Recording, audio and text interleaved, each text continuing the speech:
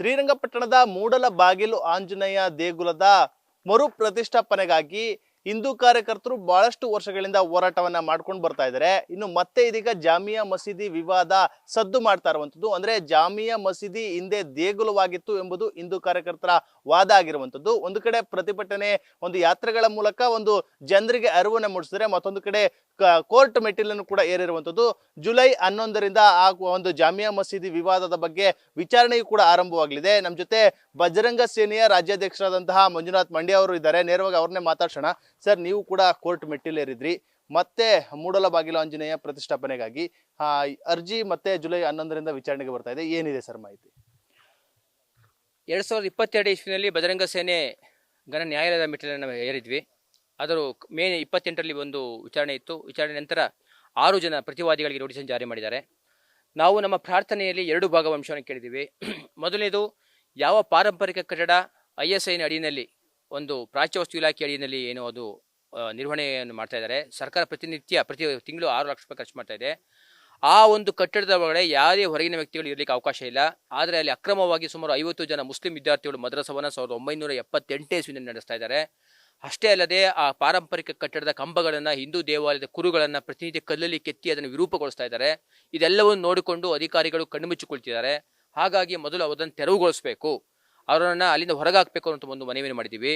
ಹಾಗೆ 2ನೇ ಮನವಿಯಲ್ಲಿ, ಯಾವ ಒಂದು ವೈಭವವಾಗಿದ್ದ ಒಂದು ಮೂಡಲಬಾಗಿಲು ಆಂಜನೇಯ ಸ್ವಾಮಿ ದೇವಸ್ಥಾನವನ್ನು ವಿಜಯನಗರದ ಅರಸರು ಅದಕ್ಕೆ ನಡ್ಕೊಳ್ತಾ ಇದ್ರು, ಮೈಸೂರು ಮಹಾರಾಜರು ಅದಕ್ಕೆ ನಡ್ಕೊಳ್ತಾ ಇದ್ರು ಅಂತ ಇಡೀ ಈ ಭಾಗದಲ್ಲಿ ಅತ್ಯಂತ ಒಂದು ಶ್ರದ್ಧೆಯ ಭಾಗವಾಗಿತ್ತು. ಅದನ್ನು ಮತಾಂಧ ಟಿಪ್ಪು ಸುಲ್ತಾನ್ ಮತಾಂಧತೆಯ ಪ್ರತೀಕವಾಗಿ ಆ ದೇವಸ್ಥಾನದ ಗೋಪುರವನ್ನು ಕೆಡವಿ ಹಾಕಿ ಅಲ್ಲಿ ಮೇಲೆ ಮಿನಾರನ್ನ ಕಟ್ಟಿದ್ದಾನೆ.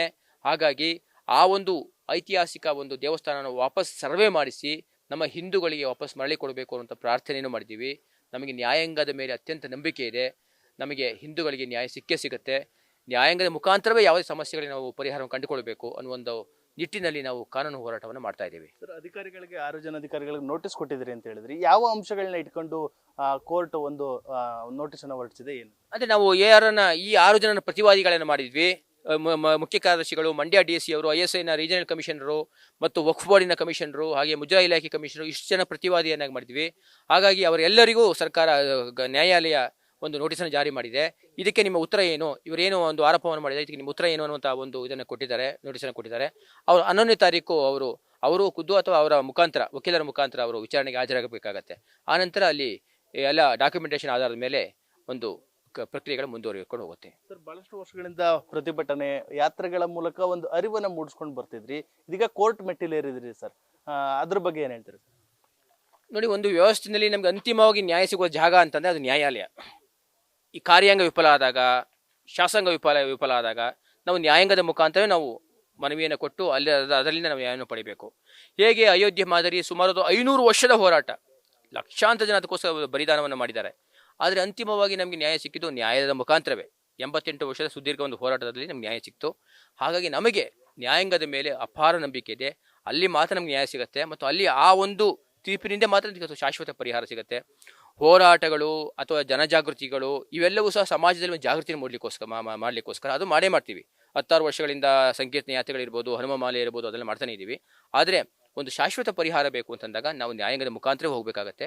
ಹಾಗಾಗಿ ನ್ಯಾಯಾಂಗದ ಬಾಗಿಲನ್ನು ತಟ್ಟಿದ್ದೇವೆ. ಅಂದ್ರೆ ಅಯೋಧ್ಯೆ ರಾಮ ಮಂದಿರ ವಿಚಾರವೇ ನಿಮ್ಗೆ ಒಂದು ಪ್ರಭಾವ ಬೀರಿದೆಯಾ ಸರ್ ಈ ಒಂದು ಹೋರಾಟಕ್ಕೆ? ಏನು ಖಂಡಿತ ಯಾವ ಒಂದು ಅಯೋಧ್ಯೆಯ ಒಂದು ಇದರಲ್ಲಿ ನಮಗೆ ನಮ್ಮ ಹಿಂದೂಗಳ ಪರವಾಗಿ ತೀರ್ಪತ್ತೋ, ಹಾಗೆ ದಕ್ಷಿಣ ಭಾರತದಲ್ಲಿ ಆಗಿರುವಂಥ ಈ ದೊಡ್ಡ ಒಂದು ಹಿಂದೂಗಳ ಮೇಲೆ ಒಂದು ದಬ್ಬಾಳಿಕೆ ಏನಾಗಿದೆ, ಅದಕ್ಕೆ ನ್ಯಾಯಾಂಗ ಮುಖಾಂತರ ನಮಗೆ ನ್ಯಾಯ ಸಿಗುತ್ತೆ ಅನ್ನುವಂಥ ಭರವಸೆ ಅಯೋಧ್ಯೆಯ ಮಾದರಿಯಲ್ಲಿ ಸಿಗುತ್ತೆ ಅನ್ನುವಂಥ ಒಂದು ವಿಶ್ವಾಸ ನಮ್ಮೆಲ್ಲರಿಗೂ ಇದೆ. ಸರ್, ನ್ಯಾಯಾಲಯದ ಹೋರಾಟ ಒಂದು ಸುದೀರ್ಘ ಕೂಡ ಆಗುತ್ತೆ. ಆ ನಿಟ್ಟಿನಲ್ಲಿ ಎಷ್ಟು ವರ್ಷಕ್ಕೆ ಈ ಒಂದು ತೀರ್ಪು ಬರಬಹುದು ಅಂತ ನಿರೀಕ್ಷೆ ಇದೆ ಸರ್? ಏನ್ ಹೇಳ್ತೀರಾ? ಇದು ನಾವು ಹಾಕಿರುವಂಥದ್ದು ಹೈಕೋರ್ಟ್ನಲ್ಲಿ. ಈ ಡಿಸ್ಟ್ರಿಕ್ಟ್ ಕೋರ್ಟಲ್ಲಿ ಟ್ರಯಲ್ ಕೋರ್ಟ್ ಅಂತ ಹೇಳ್ತೀವಿ ನಾವು. ಟ್ರಯಲ್ ಕೋರ್ಟ್ಗಳಲ್ಲಿ ಸಾಮಾನ್ಯ 8 ವರ್ಷ 10 ವರ್ಷ ಸುದೀರ್ಘವಾದ ಹೋರಾಟ, ಅದು ಬೇರೆ ಕಾರಣಕ್ಕೋಸ್ಕರ ನಡೆಯುತ್ತೆ. ಆದರೆ ಹೈಕೋರ್ಟ್, ಸುಪ್ರೀಂ ಕೋರ್ಟ್ಗಳಲ್ಲಿ ಹಾಗಾಗೋದಿಲ್ಲ. ಅಲ್ಲಿ ಸುಮಾರು ಒಂದು 5-6 ಹಿಯರಿಂಗ್ಸ್ನಲ್ಲಿ ನಾವು ಏನು ಡಾಕ್ಯುಮೆಂಟೇಶನ್ ಕೊಟ್ಟಿದ್ದೀವಿ ಅದರ ಆಧಾರದ ಮೇಲೆ ಒಂದು ಮ್ಯಾಕ್ಸಿಮಮ್ 5-6 ಹಿಯರಿಂಗ್ನಲ್ಲಿ ಇದಕ್ಕೊಂದು ಒಂದು ಫಲಿತಾಂಶ ಬಂದೇ ಬರುತ್ತೆ. ಹಾಗಾಗಿ ಶೀಘ್ರವಾಗಿ ಬರುತ್ತೆ ಅನ್ನುವಂಥ ವಿಶ್ವಾಸ ನಮಗಿದೆ. ತೀರ್ಪಿನ ಬಗ್ಗೆ ಏನು ನಂಬಿಕೆ ಇದೆ ಸರ್? ಏನು ವಿಶ್ವಾಸ ಇದೆ? ಯಾವ ತೀರ್ಪು ಬರ್ಬೋದು ಅಂತ ಅನ್ನಿಸ್ತಿದೆ ಸರ್ ಇವಾಗ ಸದ್ಯಕ್ಕೆ? ನಮಗೆ ತೀರ್ಪು ಬಗ್ಗೆ ಯಾಕೆ ವಿಶ್ವಾಸ ಇದೆ ಅಂತ ನಮ್ಮ ಸತ್ಯ ಇದೆ. ಅದನ್ನ ಒಬ್ಬ ಕುರುಡರನ್ನ ಕರ್ಕೊಂಡು ಬಂದು ನೋಡಿ ಇದೇನಪ್ಪ ಅಂತ ದೇವಸ್ಥಾನ ಅಂತ ಹೇಳ್ತಾನೆ. ಹಾಗಾಗಿ ನ್ಯಾಯಾಲಯವು ಸಹ ಒಂದು ತಂಡವನ್ನು ಮಾಡುತ್ತೆ. ಅದು ಸಹ ಒಂದು ಅಂತಿಮ ವರದಿ ಕೊಡುತ್ತೆ. ಆ ವರದಿ ನಮ್ಮ ಪರವಾಗಿ ಇರುತ್ತೆ. ಯಾಕಂದ್ರೆ ನಾವೆಲ್ಲ ಸಾಕ್ಷಿಗಳನ್ನ ಎಲ್ಲ ಗೆಜೆಟಿಯರ್ ಸಾಕ್ಷಿಗಳನ್ನು, ಫೋಟೋ ಸಾಕ್ಷಿಗಳನ್ನು ಮತ್ತು ಎಲ್ಲ ಪೂರಕ ದಾಖಲೆಗಳನ್ನು ಕೊಟ್ಟಿದ್ದೀವಿ. ಆ ದಾಖಲೆ ಆಧಾರದ ಮೇಲೆ ನಮ್ಮ ಕೋರ್ಟ್ ಅಡ್ಮಿಟ್ ಆಗಿರೋದು. ನಮ್ಮ ದಾಖಲೆ ಸರಿ ಇಲ್ಲ ಅಂದರೆ ಯಾವುದೇ ಕಾರಣಕ್ಕೆ ಕೇಸ್ ಅಡ್ಮಿಟ್ ಆಗ್ತಿರಲಿಲ್ಲ. ಹಾಗಾಗಿ ಆ ದಾಖಲೆ ಆಧಾರದ ಮೇಲೆ ನ್ಯಾಯಾಂಗದಲ್ಲಿ ಒಂದು ಕೋರ್ಟ್ ಹಾಲಲ್ಲಿ ನಡೆಯುವಂಥದ್ದು ದಾಖಲೆ ಪರಿಶೀಲನೆ ಮೇಲೆ ನಮಗೆ ತೀರ್ಪು ಕೊಡುವಂಥದ್ದು. ಆ ಎಲ್ಲ ದಾಖಲೆಗಳು ನಮಗೆ ಪೂರಕವಾಗಿದೆ. ಹಾಗಾಗಿ ನಮ್ಮ ಪರವಾಗಿ ತೀರ್ಪು ಬಂದೇ ಬರುತ್ತೆ ಅನ್ನುವಂಥ ಆಶ್ವಾಸನೆ, ಒಂದು ಆಶಾಭಾವನೆ ನಮ್ಮೆಲ್ಲರಿಗೂ ಇದೆ. ಹನುಮ ದೇಗುಲ ಮತ್ತೆ ಪ್ರತಿಷ್ಠಾಪನೆ ಆಗುತ್ತೆ ನಂಬಿಕೆ ಇದೆಯಾ ಸರ್? ಅದೆಲ್ಲ ನಮ್ಮ ಜೀವಿತ ಕಾಲದಲ್ಲೇ ನಾವು ಅಲ್ಲಿ ಒಂದು ಭವ್ಯವಾದಂಥ ಹನುಮ ದೇವಾಲಯವನ್ನು, ಅಲ್ಲಿ ಹನುಮನ ಒಂದು ಪೂಜೆಯನ್ನು ನಾವೆಲ್ಲರೂ ನೋಡುವ ಕಾಲ ತುಂಬ ಹತ್ತಿರದಲ್ಲೇ ಇದೆ ಅನ್ನುವಂಥದ್ದು ನನ್ನ ಭಾವನೆ. ಮತ್ತೊಂದು ಕಡೆ ಯಾತ್ರೆ ಮತ್ತು ಪ್ರತಿಭಟನೆ ಈ ತರ ಒಂದು ಅರಿವು ಮೂಡಿಸುವಂಥದ್ದು ಅದ್ರ ಪಾಡು ನಡೆಯುತ್ತೆ ಸರ್? ಅದಿದ್ದೇ ಇದೆ. ಈಗ ಡಿಸೆಂಬರ್ ತಿರುಗಿ ಹನುಮ ಮಾಲೆ ಶುರು ಆಗಿದೆ. ತಿರುಗಿ ಅದಕ್ಕೋಸ್ಕರ ಎಲ್ಲ ಹಳ್ಳಿಗಳಿಗೆ ಹೋಗ್ತಾ ಇದ್ದೀವಿ, ಯುವಕರನ್ನ ಸಂಘಟಿಸ್ತಾ ಇದ್ದೀವಿ. ಅವರಿಗೆ ಹನುಮ ಮಾಲೆ ಹಾಕುವಂಥ ಒಂದು ಅದರ ಅಗತ್ಯ ಏನಿದೆ ಅನ್ನುವಂಥದ್ದನ್ನು ಅವರಿಗೆ ಮನವರಿಕೆ ಮಾಡ್ತಾ ಇದ್ದೀವಿ. ಅದು ಒಂದು ಭಾಗ, ಅದು ನಿರಂತರವಾಗಿ ನಡೀತಾ ಇರುತ್ತೆ. ಇದು ಕಾನೂನು ಹೋರಾಟ ಭಾಗ, ಅದು ಈಗ ಶುರು ಮಾಡಿದ್ದೀವಿ. ಇದಿಷ್ಟು ಬಜರಂಗ ಸೇನೆಯ ರಾಜ್ಯಾಧ್ಯಕ್ಷರಾದಂತಹ ಮಂಜುನಾಥ್ ಮಂಡ್ಯರವರ ಮಾತಾಗಿರುವಂಥದ್ದು. ಕ್ಯಾಮ್ರಾ ಪರ್ಸನ್ ಅರ್ಸಿ ಜೊತೆ Nandish, news first Mandya. News first ನಿರ್ಭೀತಿಯಿಂದ ನಿಮ್ಮ ಪರವಾಗಿ.